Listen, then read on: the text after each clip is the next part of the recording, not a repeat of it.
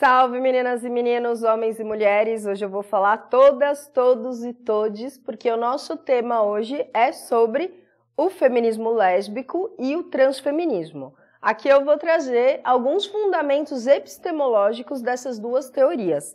São teorias que em algum momento elas se encontram, mas em algum momento elas se divergem. E elas trazem também a grande polêmica entre a teoria radical e a teoria queer. Essa polêmica, é claro que ela é mais profunda, ainda mais que ela trouxe outras questões, mas a base dela está aqui, nos fundamentos da teoria radical, que é onde se fundamenta o feminismo lésbico, e nos fundamentos da teoria queer, que é onde se apoia o transfeminismo. Bora? Vou começar então a aula explicando o que é o feminismo lésbico. Então, o feminismo lésbico não veio para fragmentar o feminismo, mas sim para fortalecer. A intenção é fortalecer.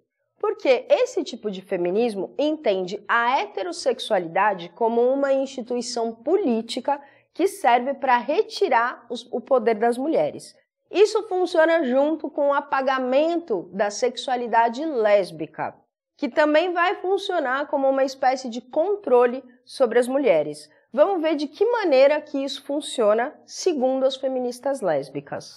Eu vou utilizar como base aqui uma proeminente feminista estadunidense que é a Adrienne Rich. Então todas as minhas ideias aqui estão fundamentadas na ideia dela de feminismo lésbico. Claro que a gente vai ter outras teóricas, teremos outros movimentos. Mas como ela é bem importante para os Estados Unidos e para o resto do mundo, então eu estou trazendo ela. A gente vai se concentrar aqui no conceito de heterossexualidade compulsória e sobre a existência lésbica. São essas duas questões que ela nos traz. Então, primeiramente, o que significa heterossexualidade compulsória? Cuidado, porque não quer dizer que as mulheres são obrigadas a sentirem desejo por homens, né? Que de outra forma, talvez elas sentissem desejo por mulheres. Não está tão relacionado a essa questão do desejo, mas sim das formações que a heterossexualidade traz. Primeiro, a heterossexualidade tem um modelo que tem o homem como centro, como referência. Então, a ideia é que o casal serve apenas para o homem. É como se a mulher fosse apenas um apêndice do homem. E isso, conforme a gente já viu nas aulas, será identificado em vários momentos. Então, quando ela fala na heterossexualidade compulsória, é como se só pudesse haver esse modelo. Nesse sentido que a existência lésbica é apagada. A ideia não é nem mostrar que as lésbicas são doentes. A ideia é mostrar que as lésbicas simplesmente não existem. Por isso que a Adrienne Rich chama atenção para que pensar o feminismo lésbico é diferente, por exemplo, de pensar o feminismo gay. Não é a mesma coisa, são outros problemas que são trazidos aqui. Então, a ideia é que a heterossexualidade é uma maneira de dar acesso aos homens aos corpos de mulheres, acesso às suas necessidades emocionais e sexuais. Então, é por meio dessa ideia de heterossexualidade, como se fosse uma tecnologia, para que os homens tenham acesso às mulheres como fonte de cuidado, como fonte de satisfação emocional e de satisfação sexual. Então, a briga aqui, a questão está em combater essa heterossexualidade compulsória, esse modelo que está fundamentado nessa ideia. O gênero, então, é utilizado como uma tecnologia meio que para as mulheres compreenderem o seu lugar dentro dessas relações heterossexuais, de maneira que os homens utilizam as mulheres para suas transações sociais. Isso a gente pode reconhecer em vários lugares, né? Em várias relações. Desde as relações de casamento, as relações de maternidade e as relações de exploração sexual das mulheres, como, por exemplo, a cafetinagem. Mas aonde a gente vai observar essa prática? Desde as mulheres, as esposas, que são anfitriãs dos homens, então os homens levam os amigos lá para casa e a mulher está lá para servir.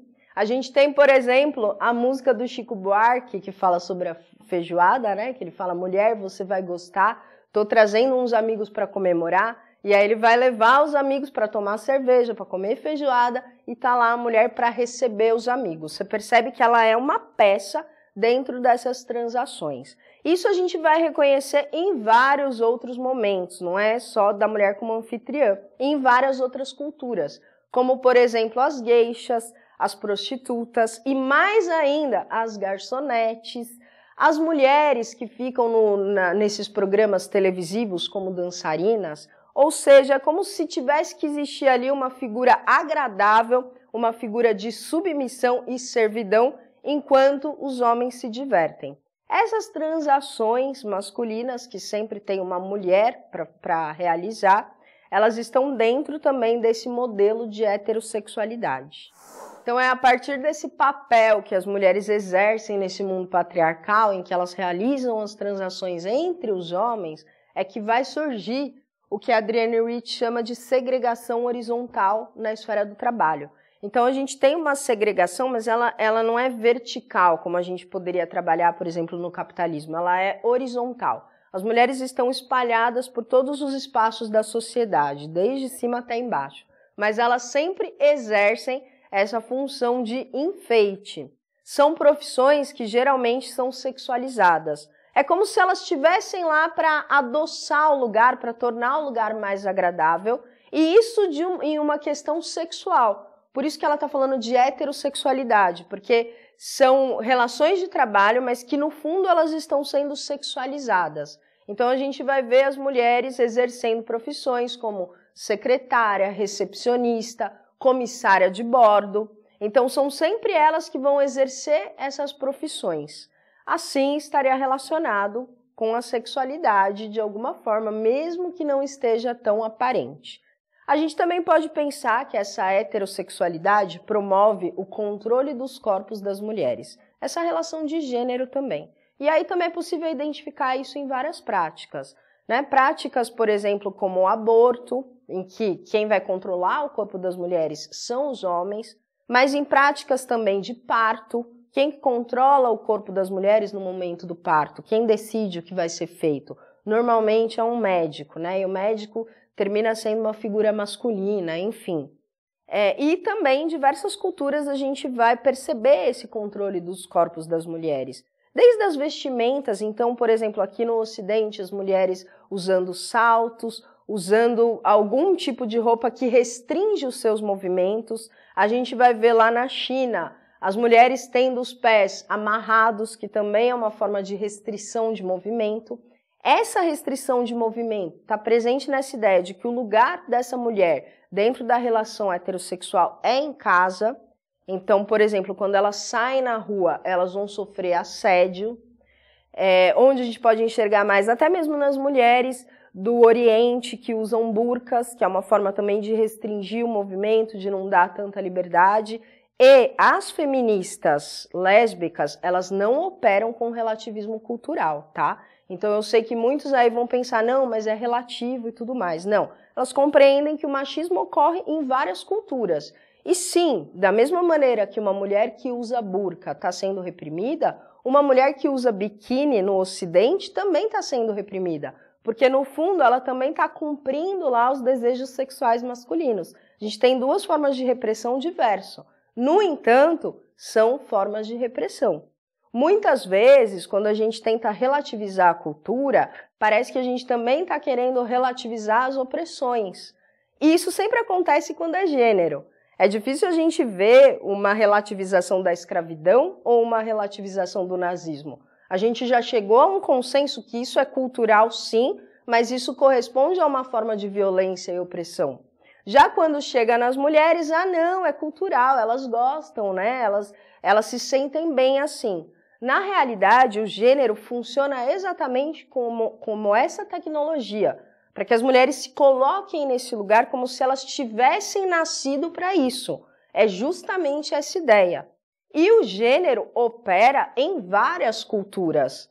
É uma tecnologia de opressão que funciona de formas diferentes, mas em culturas diversas. E essa marginalidade lésbica, ela é construída também na mídia, nas narrativas, nos romances. Enfim, a gente não vai só encontrar um androcentrismo nas narrativas midiáticas, nas narrativas do cinema, dos romances, das composições musicais. A gente também encontra um reforço para essa heterossexualidade. Então vejam como constitui uma ferramenta de dominação. Tanto a marginalidade lésbica, né? Porque como pode uma mulher desejar outra mulher? Já que o desejo sexual das mulheres é voltado para o prazer masculino. O que as mulheres desejam é o desejo do homem. O que as mulheres desejam é satisfazer ao homem. Como que dentro dessas condições a gente pode falar em um amor lésbico? Porque as mulheres são vistas como assexuais. Elas servem como objetos de prazer e não como sujeitos. Quando a gente pensa em duas mulheres, então como assim não existem dois objetos, né? E vale lembrar aqui que toda essa narrativa heterossexual é centrada no falo. Então precisa existir uma relação sempre de penetração, sempre centrada no homem, centrada no falo, centrada no masculino. São várias as tecnologias utilizadas para essa manutenção. Então a gente vai ver um romance heterossexual, a ideia de que as mulheres vão se satisfazer plenamente como mulheres, somente no casamento, somente dentro de uma relação em que elas satisfazem plenamente os homens. Por isso que a marginalidade lésbica é importante, né? Então a ideia é ou mostrar que a lésbica é doente, ou tentar trazer aquele relacionamento para a heteronormatividade, como se alguém ali fizesse o papel masculino, tivesse um papel de dominação e tivesse também um papel de penetração, ou o que mais se faz é apagar essa existência lésbica. Isso a gente identifica até mesmo, por exemplo, na Parada Gay de São Paulo. Ali as lésbicas não aparecem. Então, até entre os homossexuais, a lésbica é apagada. Porque isso funciona como essa tecnologia de manutenção de poder. O que o feminismo lésbico propõe? Não é que as mulheres se tornem lésbicas, né? Mas elas entendem que o relacionamento lésbico é sim um relacionamento de resistência.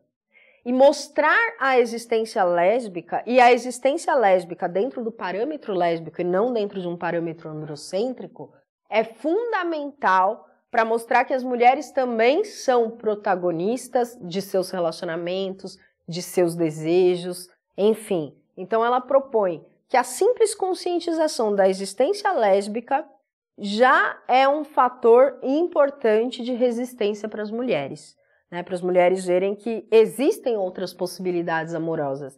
Não necessariamente com uma mulher, mas existem outras possibilidades amorosas. Então, elas se colocam como fundamentais, e acredito que são, para trazer esse tipo de conscientização e de reflexão para nós. Então agora vou trazer outra perspectiva que é a do transfeminismo. Vamos começar explicando aqui o que é o transfeminismo. De novo, a ideia aqui não é separar, então não é criar adversidades, esse feminismo é trans, aquele é lésbico, né? Como se os dois fossem incompatíveis, embora eles operam às vezes com pressupostos incompatíveis. Mas a proposta é sim ampliar as perspectivas e trazer a voz daqueles que fogem do padrão cis heteronormativo. O que a gente vai entender por esse padrão cis heteronormativo? Mulheres que se reconhecem como mulheres, né, que nasceram dentro de um sexo biológico que é considerado pela sociedade como mulher, que seguem o gênero, se identificam com o gênero mulher e o seu desejo está voltado para o sexo oposto. Isso é a cis heteronormatividade. A ideia é que existem corpos dissidentes dessa cis heteronormatividade, que são as transexuais, as travestis, as pansexuais, bissexuais, enfim, uma série aí de possibilidades e diversidades sexuais. Aqui eu estou usando a explicação da Letícia Nascimento, que é uma travesti brasileira que nos explica um pouco sobre o que é transfeminismo. Deixei a biografia aí no material. Então, como que funciona? A Letícia, ela deixa claro que a construção do conceito de gênero foi muito importante para o feminismo de uma maneira geral. A começar pela Simone de Beauvoir, que ainda não trazia esse conceito, mas foi ela quem deu as bases para a construção desse conceito. A partir daquela frase que a gente já viu da Beauvoir, não se nasce mulher, torna-se. Então, a partir daí, as mulheres em geral, né, principalmente as feministas do que a gente chama de segunda onda, começaram a operar com um gênero como uma categoria que explica que é a função, é um papel social das mulheres dentro de um patriarcado. Ou seja, é uma tecnologia que funciona para as opressões. E é a partir daí que se constitui o gênero. São várias as pensadoras do feminismo que operam com essa ideia de gênero, tá? Então, basicamente, ali na segunda onda, a ideia era diferenciar. Gênero é aquilo que está relacionado ao nosso papel dentro de uma construção social. Então, é o papel das mulheres como submissas, como aquelas que servem aos homens, e isso vai ser compreendido como gênero feminino.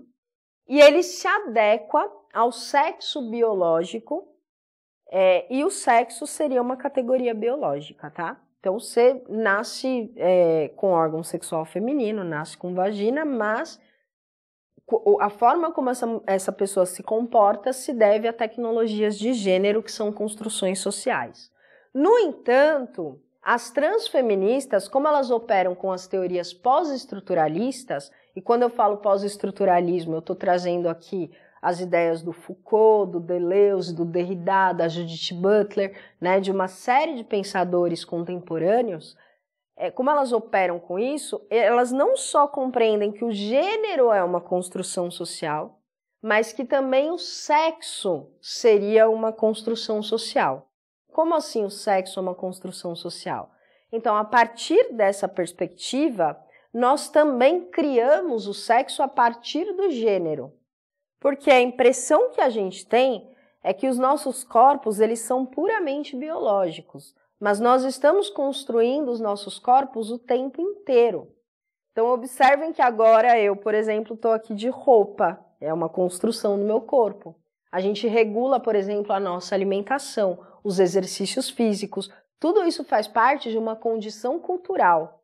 Ao mesmo tempo, de uma condição individual, né, porque a maneira como eu construo o meu corpo, mas a maneira como eu construo o meu corpo também está dentro do social. E o tempo todo eu estou modificando o meu corpo. Então, eu estou colocando roupas, eu estou aqui de brincos, eu tenho uma forma de cuidar da minha higiene pessoal, eu tenho uma forma, às vezes, coloco piercing, tatuagem, faço intervenções cirúrgicas, posso ter aí um braço mecânico, uma perna mecânica, enfim, a gente o tempo todo está intervindo também na biologia. Então, o corpo é biológico, mas a gente modifica o corpo por meio da cultura e por meio também das nossas subjetividades. Assim, isso vai ser fundamental para compreender o sexo dentro de outra dimensão. O transfeminismo se apoia muito na teoria queer e a gente tem a Judith Butler como uma grande pensadora dessa teoria. Então, para ela, o gênero se impõe sobre os corpos sexuados. Nesse sentido que eu falei, né? Nossos corpos são sexuados, mas a gente constrói ele a partir do gênero, a partir do que é identificado como gênero. Então, se o gênero feminino é colocado nas suas formações discursivas e a partir da reiteração de atos e gestos e práticas que ele deve ter o comportamento X, ele termina tendo o comportamento X, tá? Só que não é tão simples assim. Por quê? Porque os nossos corpos, eles são atravessados por diversas coisas. Por discursos, por atos, por práticas, por signos, por sentimentos, por desejos. Enfim, ao passo que ele é atravessado por questões culturais, ele também é subjetivado, também tem aí algumas questões individuais envolvidas. O gênero existe como uma imposição, e é como se existisse uma lógica. Então, existe uma ordem, quase que uma ordem lógica, entre sexo biológico, gênero e desejo sexual. A ideia é que se siga essa ordem lógica, né? Então, que, por exemplo, os homens que nascem com pênis se identifiquem com aquilo que é colocado como gênero masculino e também sintam desejo pelo sexo oposto, como eu já falei. Então, a ideia é seguir essa ordem. Só que os pensadores pós-estruturalistas também chamam a atenção que essas coisas elas ocorrem, mas não em todos os corpos.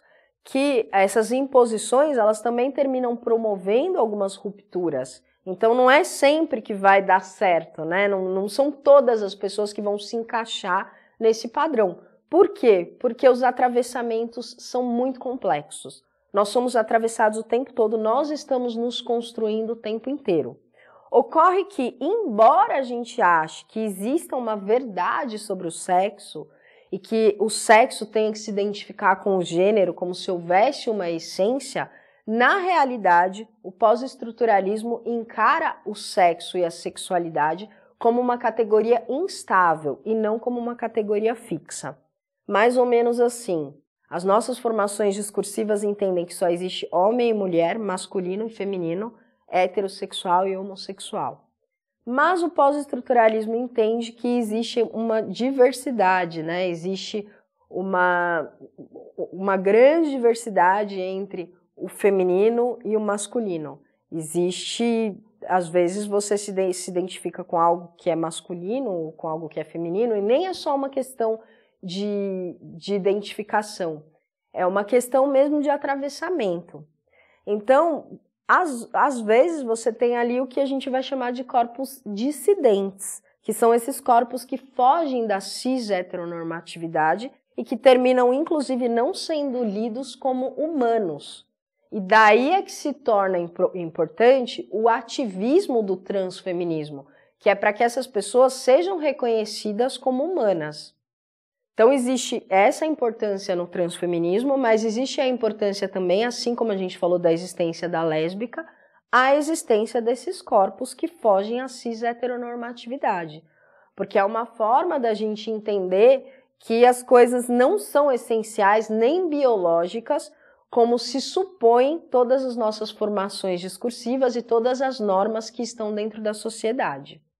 Para o transfeminismo, as feminilidades e as masculinidades são construções que atravessam os nossos corpos o tempo todo e que nós vamos construindo, às vezes nem de forma coletiva, de forma individual, né? Então elas são atravessadas de formas diferentes e existe um grande espectro entre o feminino e o masculino, entre mulher e homem, inclusive entre o biológico. Como eu falei, a gente modifica o nosso corpo.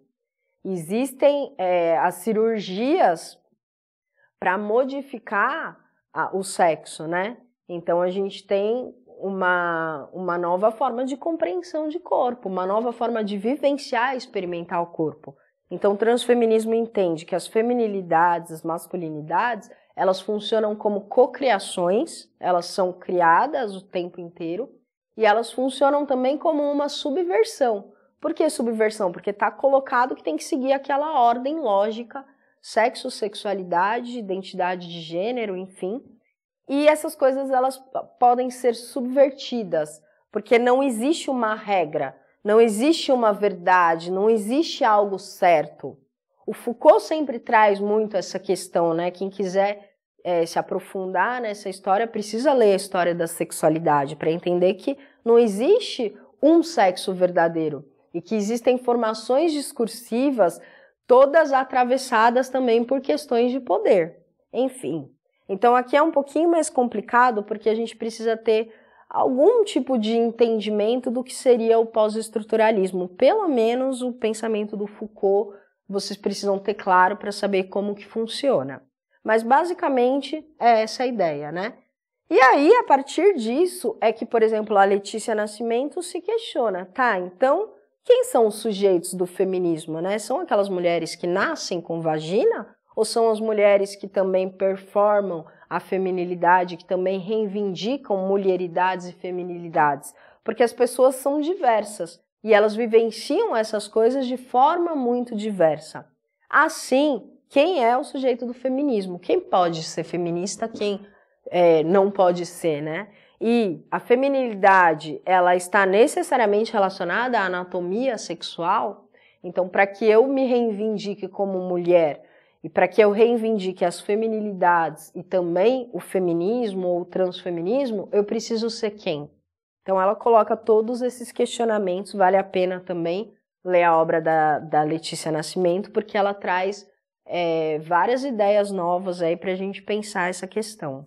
Então, para resumir, travestis, transexuais, bissexuais, pansexuais, gays, lésbicas, né, todos esses que não estão de acordo com a cis-heteronormatividade, constituem uma subversão a essa ordem.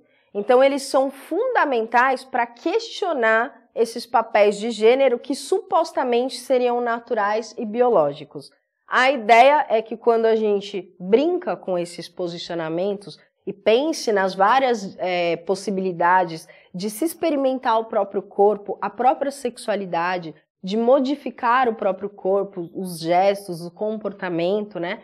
Isso consiste em uma subversão que traz a possibilidade da gente pensar em um mundo sem gênero ou que o gênero não seja atrelado a hierarquias de superioridade ou de obrigação ou de qualquer ordem lógica e que, por fim, a gente consiga viver a nossa vida, o nosso corpo, a nossa existência, a nossa sexualidade de forma mais livre.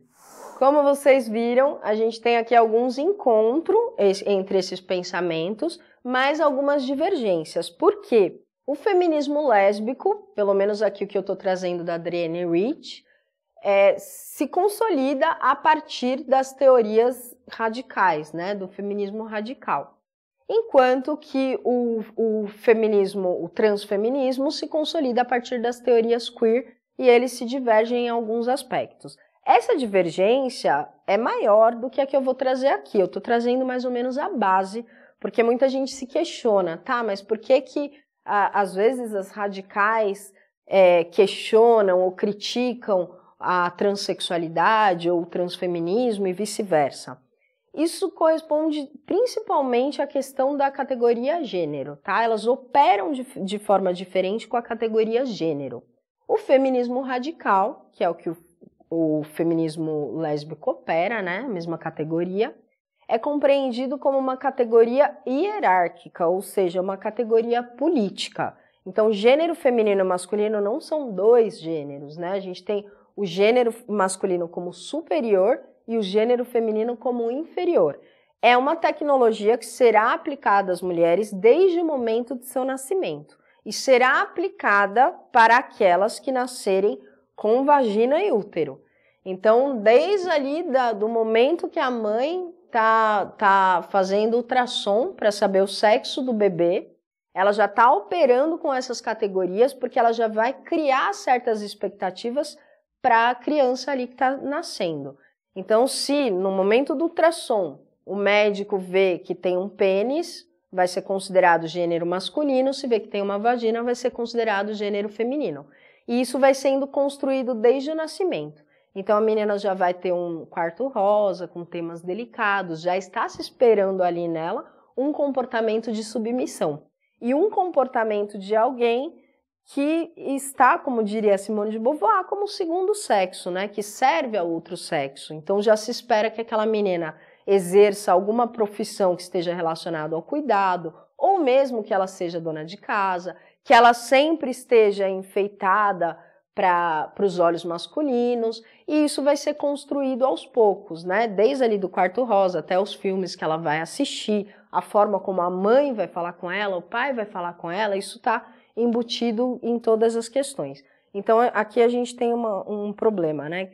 A gente precisa deixar claro que o gênero é encarado como uma categoria política, uma categoria de hierarquização.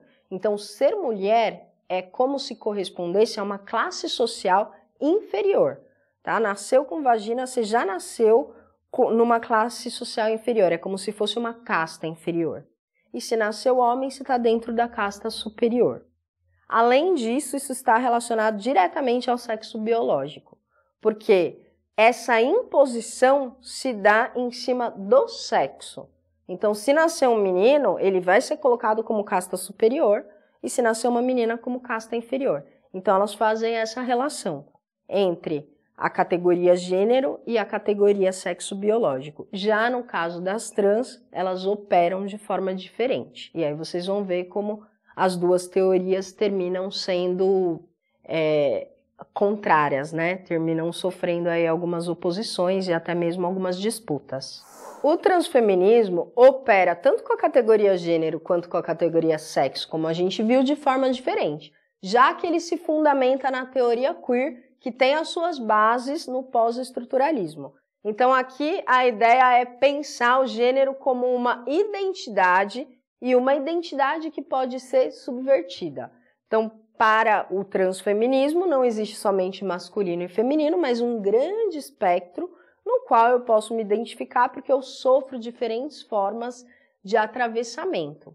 Então aqui é pensar na possibilidade de corpos dissidentes que estão fora dessa lógica, e isso também seria um posicionamento político, na medida que isso revela que não existe uma verdade sobre as coisas. Não existe uma verdade sobre o que é ser mulher, o que é ser homem. Não existe uma verdade sobre os nossos desejos, sobre as nossas vontades e nem sobre a nossa sexualidade. Então, por isso que a operação é de maneira diferente. Assim, para elas, o gênero é uma tecnologia, sim, de opressão que se impõe sobre os corpos sexuados. Só que é o gênero também que constrói o nosso sexo. Então, é uma outra forma de compreensão, né? O gênero feminino não é imposto também somente àquelas que nascem mulher, mas é uma construção que ocorre o tempo todo a partir de vários atravessamentos. Enfim, os dois operam de maneira diferente com esse conceito de gênero e com esse conceito de sexo, o que epistemologicamente a gente pode perceber que há uma incompatibilidade. E isso vai gerar várias outras questões. Aqui eu estou só resumindo, mas a gente pode pensar desde as questões voltadas para as próprias estratégias feministas, como para políticas públicas, enfim, né? Hoje a discussão é muito maior. Mas, no fundo, os dois buscam a mesma coisa, que é acabar com a categoria de gênero como uma tecnologia opressiva. As feministas radicais entendem que o gênero não deve existir, ou seja, a gente não deve tratar meninas e meninos de forma sexista, como se existissem coisas de mulher e para mulher e coisas de homem e para homem. Isso é feminismo radical. E já o transfeminismo entende que nós podemos cocriar, subverter esse grande espectro que compõe as masculinidades, feminilidades, as mulheridades de uma maneira geral. E a partir dessas cocriações, o gênero se dilui. Ele não oferece mais essa possibilidade de poder, né? Esse significado de poder. Ele não pode mais oferecer uma opressão. Por quê? Porque ele não está mais relacionado a um sexo, a uma possibilidade, ele é apenas uma outra forma de existência. Enfim, no fundo o que se busca é acabar com as opressões. Vem aí qual das duas teorias vocês se identificam mais, qual que pode ajudar vocês a pensar melhor essas questões, mas eu acredito que são duas perspectivas bem válidas. Bom, espero então que vocês tenham compreendido, acho que é uma questão muito complexa, se eu ajudei um pouquinho, acho que já está valendo. Então é isso, vou ficando por aqui, beijos e até a próxima aula.